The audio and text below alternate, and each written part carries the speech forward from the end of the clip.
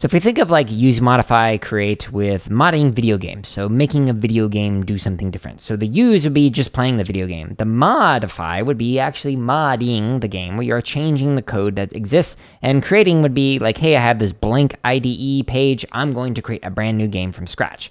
So that continuum of like playing versus modifying, changing a little bit versus creating something from nothing, and in between each one of those. So the authors talk about how AI code generators can be a form of this.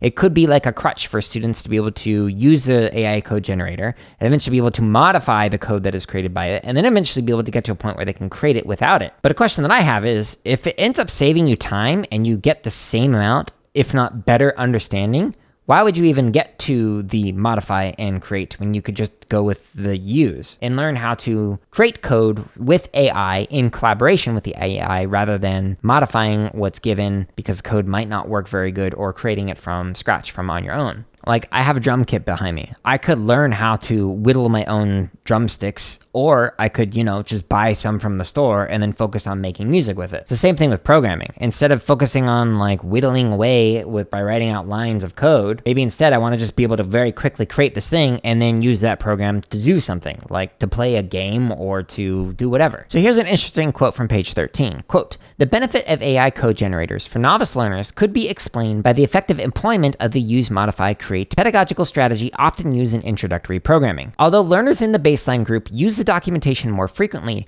they had to start each task by creating a new program from scratch before getting to the modify portion of the activity, and thus encountered more errors. However, learners from the Codex group had the advantage of using code that was generated specifically for an intended behavior that they wrote. This meant that the AI coding assistant turned the create task into a use modify task, as they were provided with functional pieces of code in response to the written description, which they could then modify. Therefore, they were able to spend more time to trace, test, and learn about the structure of the generated code before moving on to the modifying it in the next task." End quote. That's a great point. So if you're able to spend more time creating and thinking rather than actually writing out lines of code, is that a win? Especially if it doesn't lead to learning loss, but instead potential learning gain over not doing that approach? This excerpt was from the CSK8 podcast, episode 188, which is titled "Studying the Effect of AI Code Generators on Supporting Novice Learners in Introductory Programming." You can find this on any major podcast platform by simply searching for the CSK8 podcast or going to jaredoleary.com.